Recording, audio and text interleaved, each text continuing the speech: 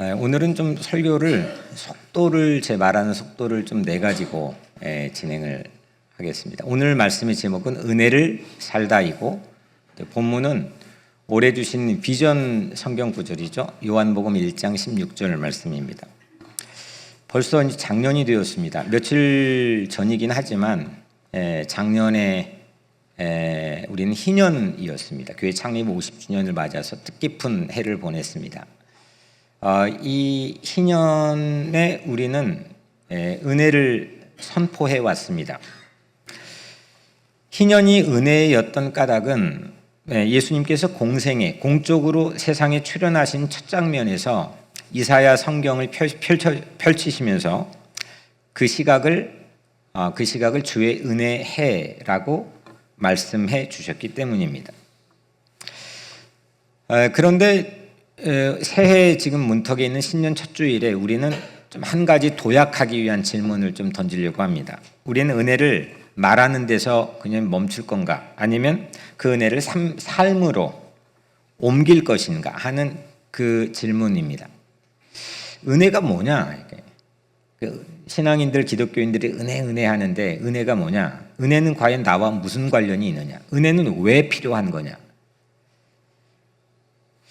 올해의 비전은 은혜를 살다입니다. 하나님은 우리에게 은혜를 살게 하시기 위해 올해 비전을 주신 것 같습니다. 본래 우리는 은혜로 산다고 얘기합니다. 은혜를 산다라고 말하지는 않습니다. 저도 처음 말해봅니다. 은혜로 산다. 그런데 올해 비전은 은혜를 산다입니다. 문법을 약간 파괴했습니다. 시편에는 의도적으로 이런 문법 파괴들이 많이 나와 있습니다. 은혜로 산다 할 때 은혜로는 일종의 수단입니다. 로라고 하는 조사는 수단의 기능을 합니다. 그런데 은혜를이라고 하는 문법에 약간 맞지 않는 은혜를 목적어를 사용하게 되면 그는 목적이 됩니다. 대상이 됩니다. 그러니까 은혜를 내 삶의 병풍으로, 배경으로만 두려워하지 않는다는 거죠. 필요할 때 내가 꺼내 쓰는 힘으로만 여기지 않으려고 한다는 겁니다. 천동설을 우리는 잘 압니다. 지금 천동설을 신뢰하는 사람은 단 한 사람도 없지만 천동설은 아주 오랫동안 신봉해 왔던 하나의 종교적 신앙이나 마찬가지였습니다. 태양이 지구를 중심으로 돈다는 겁니다. 사람들이 다 당연하게 여겼습니다. 그 거꾸로 얘기하면 심지어는 없애버리기도 했습니다. 그런데 지금은 지동설을 모두가 신뢰합니다. 지구가 태양을 도는 겁니다. 내가 우주에 안 나갔고 그거를 직접 눈으로 확인하지 않았는데 그걸 신뢰합니다. 은혜가 내 주변을 도는 것도 맞는 말입니다.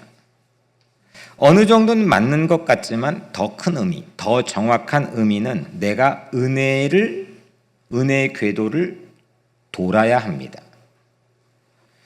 내가 중심이 아니라는 겁니다. 은혜가 기준이 되고, 은혜가 목적이 되고, 은혜가 중심이 되는 겁니다. 은혜를 내 삶의 중심에 두고 그 안에서 생각하고 그 안에 선택하고 그 은혜 안에서 살아가려 하는 것, 그게 은혜를 살자입니다. 은혜의 지동설 패러다임 시프트로 은혜를 살다. 올 한 해 그런 멋진 패러다임 시프트가 여러분들 삶에 있게 되기를 주의 이름으로 축복합니다. 은혜로 산다가 은혜의 도움을 받아 산다고 한다면 은혜를 산다는 은혜가 기준이 되고 은혜가 방향이 되는 것을 뜻합니다. 은혜의 중력이 나를 새로운 궤도로 이끌어 붙들어 돌게 하는 겁니다. 새해 첫 주일 한 해 내내 붙들어야 될 우리의 삶의 비전은 은혜를 살다입니다. 첫 번째로 은혜를 살다는 그럼 어디에서 무엇부터 시작해야 됩니까? 새해가 되면 사람들은 저마다 무엇을 더 해야 할지를 먼저 생각합니다. 뭘 하지? 또 뭘 이루어야 하지? 또 뭘 바꿔야 할까? 또 어떤 결단을 세워야 할지를 점검하고 생각합니다. 그런데 오늘 우리에게 주어진 비전 본문은 전혀 다른 앵글에서, 전혀 다른 자리에서 이야기를 시작합니다. 오늘 본문은 짧습니다. 이 본문을 우리 마음에 새겨 충분히 외울 수가 있습니다. 우리가 다 그의 충만한 데서 받으니 은혜 위에 은혜로라. 우리가 다 그의 충만한 데서 그다음 뭐예요? 받으니 은혜 위에 은혜로라. 근데 정중앙에 매우 핵심적인 키 단어가 있습니다. 받으니입니다. 받으니가 정중앙에 놓여 있습니다. 이건 상당히 매직 워드입니다. 받는다는 겁니다. 은혜는 받는 거에서부터 시작합니다. 이게 어려운 것 같지만, 이게 쉬운 것 같지만 결코 호락호락하지 않습니다. 받는 수용성을 갖는 것, 이게 모두에게 쉽지 않다고 생각합니다. 사람들은 기여하고 싶어 합니다. 공헌하고 싶어 합니다. 거기에서 내 삶의 의미와 존재를 찾습니다. 그리고 때로는 그 기여와 공헌에 대한 마땅한 보상을 기대합니다. 인정을 찾습니다. 그런데 은혜는 그런 거를 전혀 뒤바꿔 놓습니다. 기여하는 것이 아니라 받는 것으로부터 시작하게 합니다. 공헌하고 보상하는 것은 사회적 체계입니다. 마땅히, 페어하게, 평등하게 그 공헌한 만큼 차별하지 않고 보상하는 것, 그거는 사회에서 마땅히 사회를 움직이게 만든 기본 질서입니다. 그런데 신앙의 세계는 전혀 다릅니다. 받는 거에서 시작합니다. 받고 기여합니다. 받고 헌신합니다. 받고 공헌합니다. 그래서 사회적 여러분들이 가진 다양한 직장이 아무리 전문적인 영역일지라도 그 패러다임을 가지고 신앙의 체계로 가져오면 이건 어긋나 있습니다. 맞지 않습니다. 내가 얼마나 헌신했는지 생각하면 모든 것이 뒤죽박죽 되는 게 신앙의 체계입니다. 해야 할 목록에서 세상은 시작하지만 내가 무엇을 해야지, 무엇을 공헌해야지.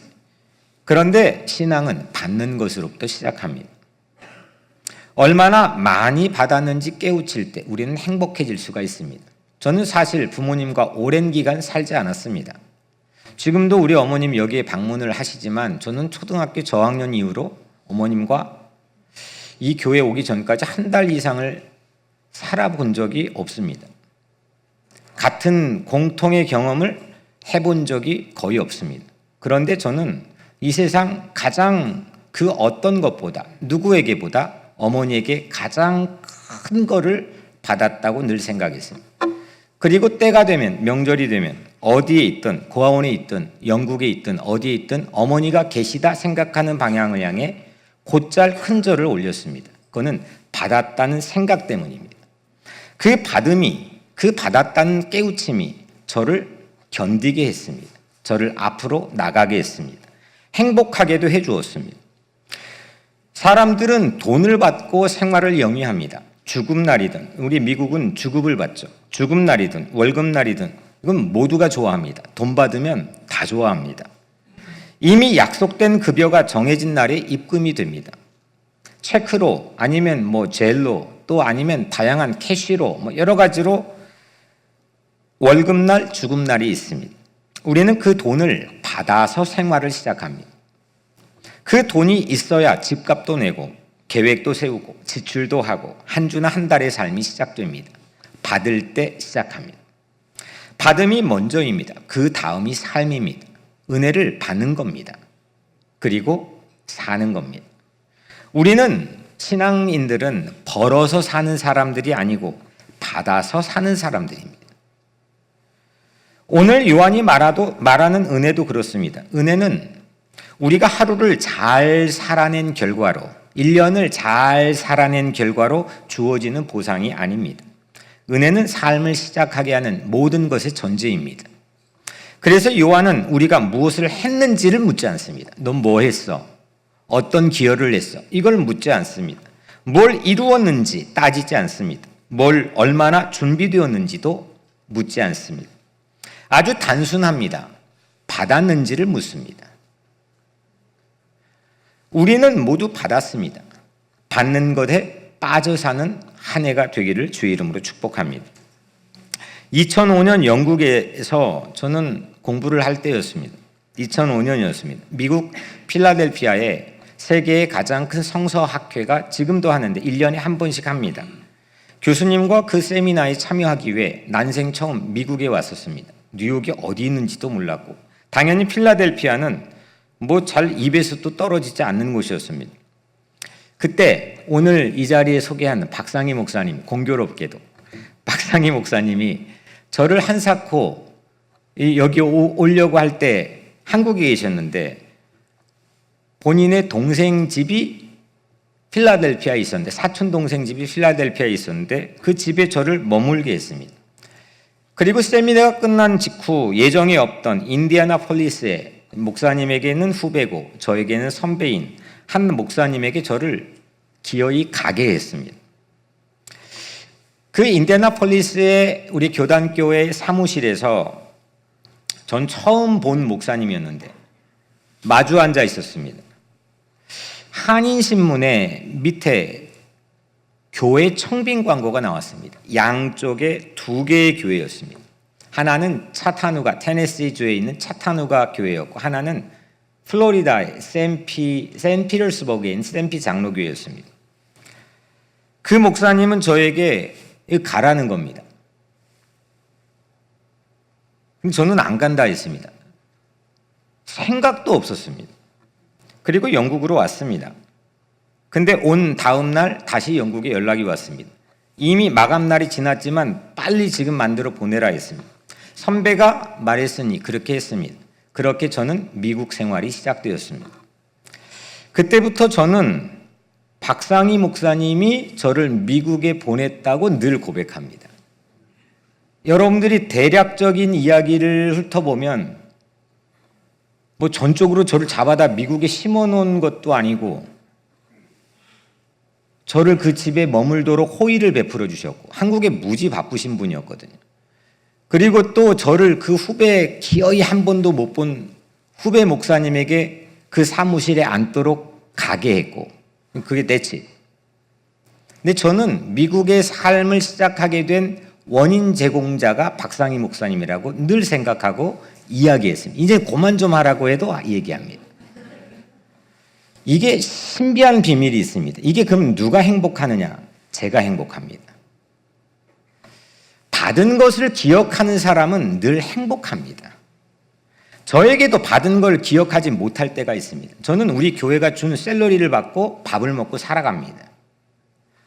만약에 제가 이걸 받은 만큼만 내가 일해야 되겠다 싶으면 저는 불행해집니다. 하나의 경영가밖에 되지 않습니다. 그건 제 머릿속에 없어야 됩니다. 근데 아주 간혹 그 샐러리와 상관없이 내가 이렇게 열심히 목회했는데 내가 열심히 사랑해줬는데 이럴 때가 저도 모르게 시험에 들 때가 있습니다. 저도 사람이니까. 그러면 저는 불행해집니다. 기여한 것, 준 거를 생각하면 손해는 나에게 옵니다. 그런데 제가 좀 전에 말한 것처럼 저는 박상희 목사님, 이게 이야기의 대략적인 내용입니다. 미국에 오게 한 장본인이 저는 박상희 목사님 은혜를 잊을 수가 없습니다.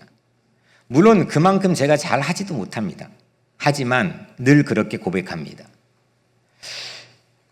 그때 제 존재가 은혜의 존재로 바뀌어집니다. 받았던 사람이 되는 겁니다. 사람들은 늘 이걸 거꾸로 살아갑니다. 사회적 체계를 유지시키는 질서로 살아갑니다. 내가 기여했는데 거기에 대한 마땅한 리워드를 기대합니다. 그건 사람을 행복하게 하진 못합니다. 사람은 성취로 행복하거나 소유로 행복하지 않습니다. 존재로, 은혜로 행복해지는 겁니다. 그래서 주님은 우리를 받는 존재로 시작하게 합니다. 세상은 벌어서 살아가는 사람들이 모여 있지만 교회는 받아서 살아가는 사람들로 모여 있는 곳입니다. 오늘 여러분들 올 한 해 동안 받는 사람들이 되시기를 축복합니다. 은혜는 성취의 대상이 아니라 선물입니다. 손에 힘을 쥐어 딱 하고 움켜쥐는 것이 아니라 손을 펴서 받아들이는 것이 은혜입니다. 그래서 신앙은 성취가 아닌 수용의 태도로 시작된다고 저는 믿습니다. 성취가 아닙니다. 수용입니다. 수용성이 얼마나 넉넉한가, 내게 열려져 있는가, 그 수용성은 겸손한 사람에게 오는 겁니다. 열등감으로부터 벗어나 있는 사람에게 오는 겁니다. 수용성이 있는 사람만이 행복합니다.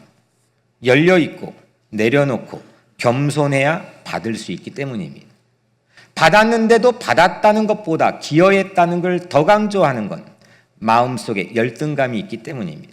아니면 오만함이 있기 때문입니다. 은혜를 산다. 아무것도 하지 않겠다는 체념이 아닙니다. 이미 주어진 은혜를 신뢰하는 겁니다. 그 은혜를 삶의 기준으로 삼으려 살겠다는 매우 적극적인 태도입니다. 내가 주인이 되는 세계에서 하나님이 주인이 되어 그 은혜의 궤도를 진입하여 도는 그런 방향으로 한 해를 살아가게 되기를 주의 이름으로 축복합니다. 은혜를 살다는 받으니 이 정중앙에 있는 키워드에서부터 시작합니다. 받읍시다. 받기를 바랍니다. 받는 걸 깨우치기를 바랍니다. 받는 거에 열려 있기를 바랍니다. 받는 거에 서먹하지 않게 되기를 바랍니다. 받고 기뻐하기를 바랍니다. 받고 감사하기를 바랍니다. 그러면 행복해집니다. 두 번째로 은혜를 살다는 그 무엇을 받는 것일까요? 우리가 받는 것은 막연한 도움이나 일시적인 위로가 아닙니다. 물론 우리의 관계에서는 그럴 수도 있겠지만 오늘 본문에서 말하는 것은 그런 게 아닙니다. 우리가 다 그의 충만한 데서 받으니 이 그는 예수님입니다. 예수님의 충만한 데서 받았다는 겁니다. 은혜의 태도가 받는 것이라면 그 은혜의 내용은 예수 그리스도의 충만함입니다. 충만함은 양이 많다는 뜻이 아닙니다. 완전하다는 뜻입니다. 완성되었다는 뜻입니다. 온전하다는 뜻입니다. 부족한 것을 조금씩 채워가는 상태가 아닙니다. 결핍된 것을 조금씩 높여가는 게 아닙니다. 더할 것도 뺄 것도 없는 온전한 것이 충만함입니다. 그리스도는 충만하신 줄로 믿습니다. 우리는 은혜를 필요할 때마다 조금씩 공급받는 힘처럼 생각하면 안 됩니다. 요한은 그렇게 말하지 않았습니다. 이미 충만한 것으로부터, 그리스도의 충만한 것으로부터 받았다고 이야기합니다. 은혜는 중간중간 보충하는 에너지가 아닙니다. 삶 전체를 떠받치는 새로운 중력입니다. 마치 깊은 샘에 물을 길어 올리는 것과 같습니다. 어린 시절 저는 우물을 늘 생활로 여러분들도 보셨겠지만 봤습니다. 그 우물은 깊은 곳에서 두레박을 내려서 물을 퍼내는데 늘 똑같이 유지가 됩니다. 얕은 웅덩이는 비가 올 때만 잠시 채워지고 곧 말라버리지만 깊은 샘은 계절과 날씨에 상관치 않습니다. 늘 동일합니다. 퍼내고 또 퍼내도 다시 차오릅니다. 그게 깊은 샘입니다. 우리가 내 결심과 감정이란 얕은 웅덩이에 기대어 살 때는 쉽게 고갈돼 버립니다. 늘 지칩니다. 늘 다시 back to normal입니다. 그런데 그리스도의 충만함이라고 하는 이 오묘한 깊은 샘에 내 삶이 연결될 땐 우리의 삶은 숨을 쉬기 시작합니다. 부정적인 것을 내뿜고 이산화탄소로 내뿜고 긍정적인 것을 들이쉬는 새로운 호흡법으로 살게 됩니다. 이 비유는 우리가 무엇을 더 채워야 하는지를 말하는 게 아닙니다.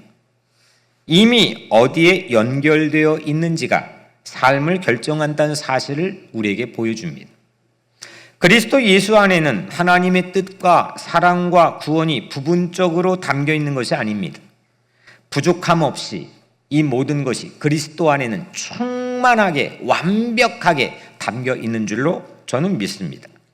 그래서 은혜는 우리가 빈 곳을 그때그때 임시로 메워주는 그런 위로가 아닙니다.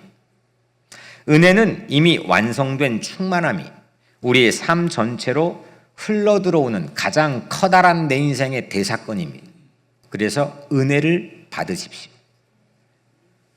우리는 늘 모자란다고 느끼지만 은혜의 근원이신 예수님은 결코 모자르지 않으십니다. 여호와는 나의 목자시니 어떻게 내게 부족함이 없다. 그 배짱으로 살아간다면 안 될 게 보이는 게 뭐가 있겠습니까? 은혜를 산다는 말은 나의 연약함을 부인하겠다는 선언이 아닙니다. 내 연약함보다 놀랍도록 크신 놀랍도록 웅장하신, 놀랍도록 위대하신 그리스도의 충만함만을 신뢰하겠다고 하는 일종의 새로운 삶의 선포입니다. 우리는 무엇을 더 받아야 할지를 몰라 불안해하며 사는 사람들이 아닙니다. 이미 그리스도의 충만함 안에 놓여 있는 사람들입니다. 그래서 올해는 우리가 스스로를 증명하기 위해 애쓰는 해가 되지 마십시오. 이미 주어진 그 충만함을 의지하는 해가 되십시오. 하루하루 그 은혜로 살아나는 그런 해가 되시기를 주의 이름으로 간절히 축복합니다. 마지막 세 번째로, 은혜를 살면 그럼 무엇이 어떤 일이 일어나느냐? 은혜를 받은 사람들의 첫 반응은 저는 우선 제 범위 내에서는 그렇습니다. 은혜를 받은 첫사람, 은혜 현장이기도 하지만 우선 은혜를 받은 사람들의 변화된 첫 반응은 예배가 살아납니다. 하나님과의 관계가 살아납니다. 예배가 기다려집니다. 사랑하는 것을 사모하게 됩니다. 예배는 은혜에 대한 자연스러운 첫 번째 응답의 가장 클래식입니다. 받은 것이 없으면 예배는 부담이 되고 의무가 되고 책임이 됩니다. 하지만 은혜를 받은 사람에게 예배는 늘 페스티벌입니다. 한편 우리는 예배를 통해 하나님께 무엇을 드리기보다 은혜를 받아야 합니다. 언젠가 말씀드렸습니다. 아주 오래전인 것 같습니다. 제가 20살, 21살 때 전도사였을 때였습니다. 이중표 목사님께 설교하신 그 예배에서 예배를 드리고 마치고, 예배 마치면 담임 목사님 맨 나가고 우리 교육자들, 저는 가장 막내였기 때문에 한 30명 되는 부목사 중에 맨 뒤에 서가지고 그 뒤를 따라갑니다. 그리고 쭉 서가지고 성도들께 인사합니다. 저는 예배에 너무 큰 감동을 받았었습니다. 그리고 목사님께 나가며 뒤따라가며 한 명씩 목사님께 인사를 하는데, 저는 목사님께 당연히 목사님 너무너무 수고하셨습니다 이렇게 했습니다. 그런데 그렇게 말했다고 저는 그 성도들이 다 있는 자리에서 엄청나게 혼이 났습니다. 어마어마하게 혼이 났습니다. 얼굴이 빨개졌습니다. 20살 때였습니다. 목사님의 취지는 이런 겁니다. 왜 수고의 관계를, 너와 내 사이에 수고 관계를 맺느냐는 겁니다. 내가 언제 수고하고 너에게 보상을 기대했냐는 겁니다. 너무 그렇게 깊이까지 생각 안 할 나이인데 황당은 했지만, 그리고 그때 당시는 이해도 못했습니다. 왜 나를 갑자기 이렇게 혼내나. 은혜를 받았다고 해야 사랑의 관계가 된다는 게 목사님의 의중이었습니다. 우리는 수고의 관계로 맺어지지 않았다는 겁니다. 한참 시간이 흘러 지금도 깨달아 가고 있는 중이지만, 과정 중이지만 점점 그 말이 무슨 뜻인지를 알 것 같습니다. 2026년 우리의 예배는 은혜 받는 자리가 되기를 축복합니다. 수고하는 자리가 아닙니다. 내가 수고했다는 과거의 일 때문에 오늘날 방기하는 것, 그거는 안 함만 못하는 거 아닙니까? 우리는 수고의 관계가 아닙니다. 은혜의 관계입니다. 그때 하나님과의 관계가 올바로 세워지는 거고, 그때 저와 여러분들의 관계도, 여러분들 사이의 관계도, 여러분과 자녀의 관계도 세워지는 겁니다. 부모가 자녀에게 너 내 기저귀 갈아줬고 내가 너 이거 해줬는데 얼마나 수고했는 줄 알아? 라고 하면 그건 자녀는 뭐라고 생각하겠습니까? 지금 무슨 말을 하나? 부모와 자녀도 수고의 관계가 아닙니다. 은혜의 관계입니다. 은혜를 주고받는 관계입니다. 은혜는 또 이렇게 두 번째로 예배를 이어서 식탁으로 흘러갑니다. 말씀이 육신이 되어 우리 가운데 거하셨다. 이건 놀라운 신비로운 말씀입니다. 말씀은 예수님입니다. 육신, 사람의 모양으로 우리처럼 사람이 되어서 우리에게 오셨다는 성탄의 의미죠. 이 증언은 거리가 좁아졌다는 겁니다. 하나님이 사람의 나랑 비슷하게 생겼네. 나랑 똑같이 비슷한 걸 먹네. 경험했네. 죽기까지 하네. 거리가, 디스턴스가 좁혀진 겁니다. 함께 먹고 함께 머무는, 이게 놀라운 식탁의 은혜입니다. 식탁은 그렇게 관계를 회복하고 거리를 좁히는 자리입니다. 단순한 끼니가 아닙니다. 환단보다 환대가 앞서는 곳, 환영하는 곳, 그곳이 곧 식탁입니다. 우리 교회 올 한 해 동안 여러분들이 가정의 개인 식탁이건 혼자 밥을 먹는 식탁이건 아니면 교회 성찬의 식탁이건 그 어떤 테이블에서도 이런 관계가 회복되고 하나님과 나 사이에, 나와 이웃 사이에, 가족 사이에 새로운 관계가 정립되는 그런 식탁이 은혜롭게 펼쳐지게 되기를 주의 이름으로 축복합니다. 은혜는 또 세 번째로 유산이 됩니다. 오늘 말씀의 마지막엔 은혜 위에 은혜러라입니다. 은혜 위에 은혜러라. 한 번으로 끝나지 않는 은혜입니다. 이어지고 또 은혜로 이어지는 은혜입니다. 다음 세대에 남겨야 될 가장 커다란 유산을 세상은 착각합니다. 성취나 성공담이나 소유로 생각합니다. 하지만 우리가 여기는 다음 세대에 남겨야 될 가장 커다란 유산은 성취나 성공담이 아닙니다. 그건 들으려고 하지도 않습니다. 그걸 꼰대 얘기로 듣기도 합니다. 은혜로 살아온 방식을 우리는 다음 세대에게 이어지게 만들 수가 있습니다. 그것이 유산입니다. 모습입니다. 이미지입니다. 은혜로 역경을 이겨내는 모습입니다. 그게 레거시입니다. 신앙은 설명으로 전수되지 않습니다. 살아낸 흔적으로, 은혜로 그렇게 전해집니다. 우리의 믿음이 다음 세대에게 짐이 아니라 길이 되는 한 해가 되기를 주의 이름으로 축복합니다. 은혜는 우리 말을 바꿉니다. 우리의 언어를 새롭게 합니다. 은혜를 받은 사람의 언어에는 여백이 생깁니다. 모든 걸 채우려고 하지 않습니다. 정죄하려고 하는 말 대신에 이해하는 여백의 언어를 사용합니다. 단정해버리는 말 대신에 기다려주는 말의 여백이 생깁니다. 말이 관계를 만드는 겁니다. 말이 공동체를 만드는 겁니다.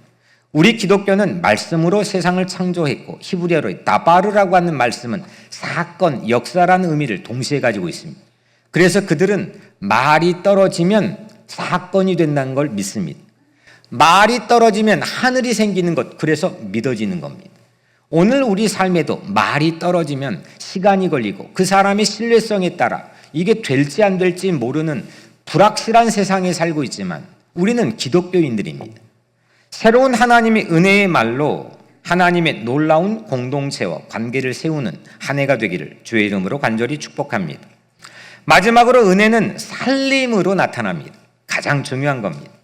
은혜는 삶을 함부로 다루지 않게 합니다. 삶이라는 것, 생명이라는 것 너무 중요한 겁니다. 우리는 자칫 너무 많은 뉴스에 노출되어서 그냥 누군가의 삶을 대수롭지 않게 생각합니다.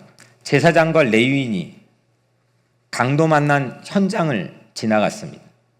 모든 걸 누구보다 잘하는 사람이었습니다. 그런 현장을 분석할 줄 아는 능력도 있는 사람입니다. 그걸 늘 시뮬레이션으로 돌려서 사람들에게 지침을 주기도 했던 사람일 겁니다. 그런데 그냥 지나쳤습니다. 뉴스거리로 생각했을 겁니다. 안다고 생각했을 겁니다. 그냥 지나쳤습니다. 예수님에게 그들은 이웃이 아니었습니다. 그런데 예상하지 못했던 사마리아 사람이 지나갔습니다. 그 사람이 그렇게 할 줄이야 생각도 못했습니다. 그런데 그 현장으로 달려갔습니다. 삶을 대했습니다. 고통받는 그 현장으로 달려가서 그 삶을 소중하게 대했습니다. 그리고 살려냈습니다. 올 한 해 우리가 그랬으면 좋겠습니다. 삶에 진지했으면 좋겠습니다. 살려내는 사람이 되었으면 좋겠습니다. 이건 프로그램이 아닙니다. 은혜로 그렇게 할 수가 있습니다. 사랑하는 여러분, 은혜를 사는 사람들은 그렇게 몸을 돌보고 관계를 돌보고 시간을 돌봅니다. 사람을 돌보고 그래서 살려냅니다.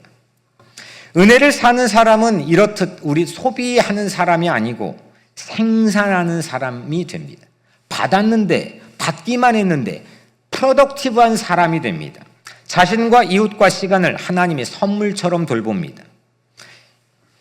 사랑하는 여러분, 2026년은 우리가 무엇을 증명하는 해가 아니었으면 좋겠습니다. 나를 끊임없이 프루브해야 내가 존재하는 것처럼 느껴지는 그런 해에서 해방되었으면 좋겠습니다.